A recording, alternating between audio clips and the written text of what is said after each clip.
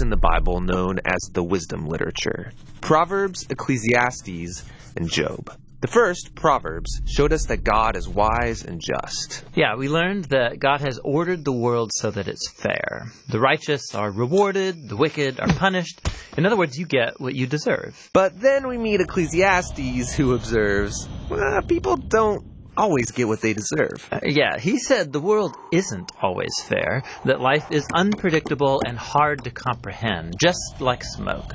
And this makes you wonder, okay, well, is God wise and just? Exactly. And so it's that question that is being explored in the final book of wisdom, Job. All right, let's dive in. So Job begins with a strange story that takes place up in the heavens, which are described something like a heavenly command center. So God is there with these angelic creatures called the sons of God, and they're all there reporting for duty. And God points out this guy Job, his servant, showing how righteous and good he is. And then one of these angelic creatures approaches. He's referred to in Hebrew as the Satan. The Satan? Who is this? Well, this word is actually a title, which literally means the one who is opposed. So out of this whole crew, he is the one questioning how God is running the world. And he proposes that Job might not actually love God, that he's only a good person because God rewards him. If God were to take away all of the good things he gave to Job, then we would see his true colors. So he thinks Job is just working the system? That's exactly right. Maybe he's obeying just to get what he wants. So God agrees to this experiment and allows the Satan to inflict suffering on Job.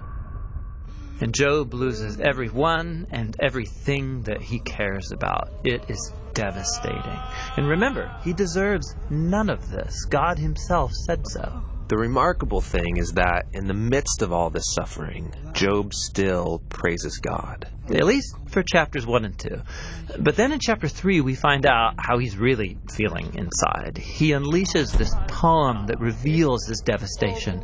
It's a long, elaborate curse on the day that he was born. After this, some of Job's friends come to visit him to offer their help. And all of them are like, Job, you must have done something horribly wrong to deserve this. After all, we know God is just, and we know the world is ordered by God's justice and fairness, so you must be getting what you deserve. And for the next 34 chapters, the friends and Job go back and forth in very dense Hebrew poetry.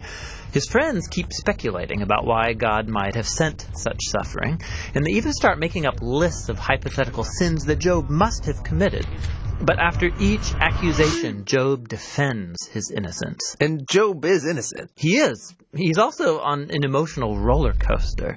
At some moments, he's very confident that God is still wise and just. Yeah, in other moments, he's doubting God's goodness. He even comes to accuse God of being reckless, unfair, and corrupt. So by the end of the dialogue, Job demands that God come and explain himself in person, and God does so. He comes in the form of a great storm cloud. Now, God doesn't give Job a direct answer. He doesn't tell Job about the conversation with the Satan. Yeah, he does something very different. He takes Job on a virtual tour of the universe. He shows Job how grand the world is, and he asks him if he's even capable of running it or understanding it, just for a day. He shows Job how much detail there is in the world, things that we might see every day, but really don't understand at all. But God does. He knows it all intimately. He pays attention to the beauty and operations of the universe in ways that we haven't even imagined and in places that we will never see.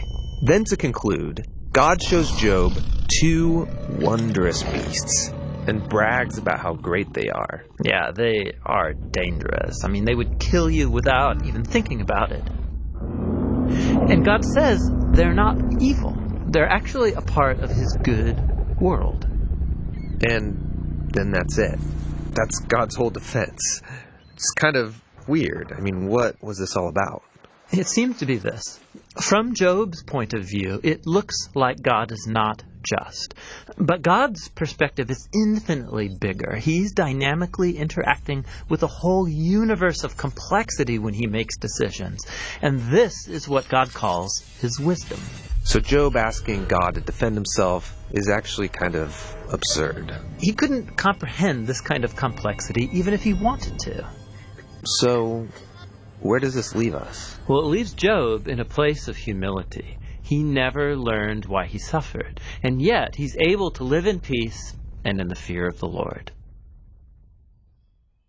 But that's not where the book ends, because after this, God restores to Job double everything he had lost. And this, again, is surprising. I mean, is this a reward? Is God saying, "Congratulations, Job, you passed this elaborate test"? No, I mean, the whole book just made the point that Job losing everything was not a punishment, and so now getting it back isn't a reward. So why does he get it back? Well, apparently, God, in his wisdom, decided to give Job a gift. We don't know why. But what we do know is that Job is now the kind of person who, no matter what comes, good or bad, he can trust God's wisdom. And that's the book of Job, and the end of our wisdom series. These biblical books of wisdom are amazing. Each one offers a unique perspective on the good life, and you need to hear all of them together as you learn to live with wisdom and in the fear of the Lord.